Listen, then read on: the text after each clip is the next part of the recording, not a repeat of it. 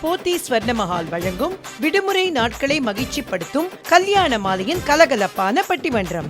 பேராசிரியர் சாலமன் பாப்பையா தலைமையில் கடமையை செய், பலனை எதிர்பார்க்காதே. சாத்தியமா சிரமமா? கடமையை செய், பலனை எதிர்பார்க்காதே. நண்பர்களை, கடமையை செய்யும் போது பலனை எதிர்பார்த்தால் அதற்கு பேர் கடமை அல்ல, வணிகம். நம்ம என்ன கிருஷ்ண பரமாத்மா வாங்க, நம்மளாம் சாதாரண மனுஷன். கிருஷ்ண பரமாத்மா அருளியல் வாழ்க்கையில் சொன்னது, டாக்டர் எல்லாம் அருளியல் வாழ்க்கையில் அப்படியே வாழ்ந்துட முடியுமா? ஃபீஸ் வாங்காம செய்வாரா?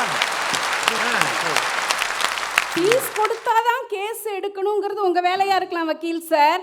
வாழ்க்கையை நினைச்சு பார்த்தீங்கன்னா வரவு செலவு மட்டுமே வாழ்க்கை இல்லை, வாழ்க்கை என்பது வணிகமும் இல்லை. எம்எல்ஏ கேண்டிடேட் போய் உட்காருவாங்க. உட்கார்ந்த உடனே அந்த கட்சி தலைவர் யாரா வேணா இருக்கட்டும் என்ன கேட்பாங்க, எவ்வளவு கடமையாற்ற போகிறாய் அப்படின்னு கேட்பாங்க. எத்தனை கோடி செலவழிப்ப? அப்படி இல்லாம கடமையை மட்டுமே செய்யக்கூடிய மனிதர்களை மட்டுமே ஒரு கட்சி தேர்ந்தெடுக்குதுன்னா, அப்படி ஒருத்தரை கண்டா வர சொல்லுங்க, கையோட கூட்டி வாருங்க, நான் இந்த மேடையில இருந்து இப்படியே இறங்கி போய் அந்த கட்சியில சேர்ந்துடுறேன். அப்படி கண்டுபிடிக்கிற ஒரு கட்சி இருந்தால் சொல்லுங்க, நான் வந்து சேர்ந்துக்கிறேன். கவிதா எவ்வளவு பெரிய சாமர்த்தியசாலின்னா இந்த பட்டிமன்றத்தினுடைய தலைப்பை மாத்திருச்சு. ஆமா, அது தெரியாம கை தட்டிக்கிட்டே இருக்கோம். நாங்களும் கை தட்டுறோம் 3 பேர்.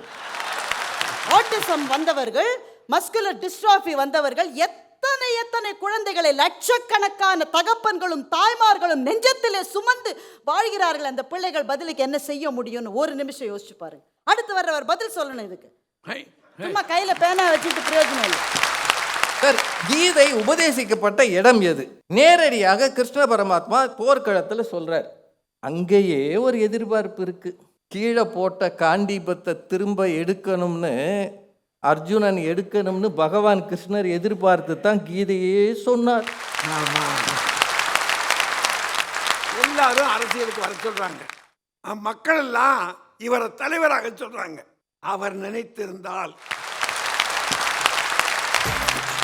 மார்ச் 21ஆம் தேதி சனிக்கிழமை மாலை 5 மணிக்கு உங்கள் கல்யாண மாலை யூடியூப் சேனலில் காணத் தவறாதீர்கள்.